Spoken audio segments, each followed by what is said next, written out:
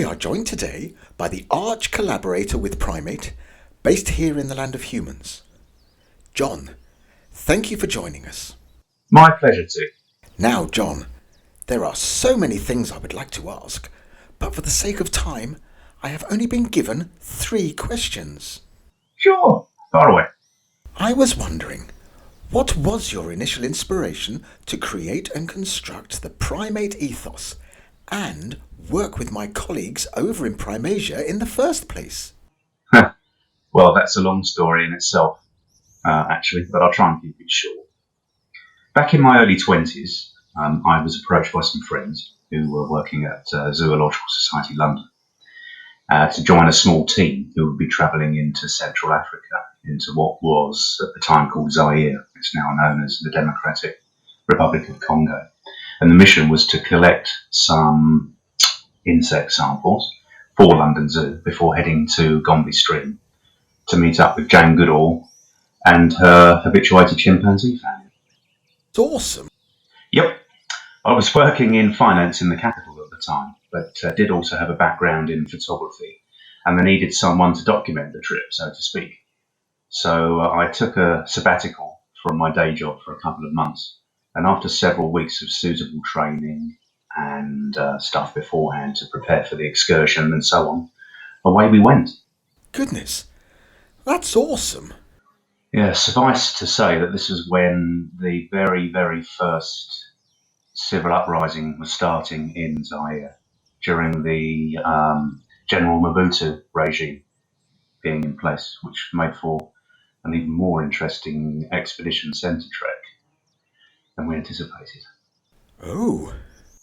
Anyway, rubbing shoulders with the chimpanzees and seeing the plethora of wildlife in the region, whilst travelling on foot and public transport for over 1,500 kilometres, brought me down to earth.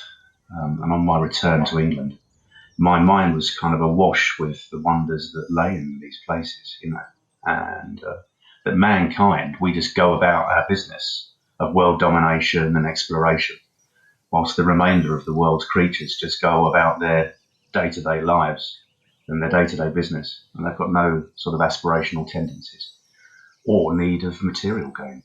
Yes, absolutely. So it occurred to me that the best thing I could do was to create a place where the world's creatures were able to impart this ethos to humankind and let them know how the activities of the human race were affecting so many things. The Prime8 brand was subsequently born from this. That's fabulous, John. Fabulous. I have a question here submitted by Professor Patrick Prawn. He asks, his character has a monocle, which is actually rather a nuisance for him, as it keeps falling off. Why is that?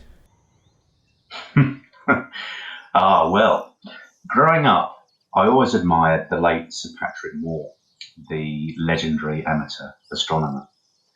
And I thought to myself, why not have a character that lives on the bottom of the sea, that looks up at the surface of the sea with his telescope, and the passing ships and the areas of pollution and the like would all form part of the night sky, so to speak, enabling him to monitor such activity and report accurately on its environmental impact.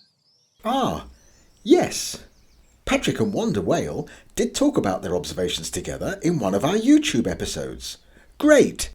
And finally, we are really excited to learn where you see our adventures taking us all in the future. Well, much depends on our friends that support us on here, and our existing supporters on social media and the like are also essential and very, very much appreciated.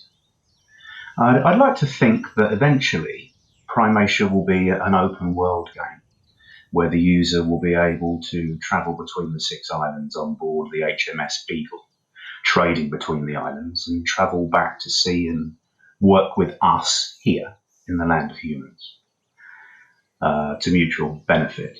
And who knows, with any luck, the player will be able to use the secrets hidden inside Prime8 Cavern to reintroduce wildlife, including rainforest areas and even certain extinct species. John, that all sounds marvellous. Thank you so much for joining me for this brief interview. It has been a real pleasure. It's been an honour, Tick. Really, it has. Thank you very much. Keep up the great work. Bye for now.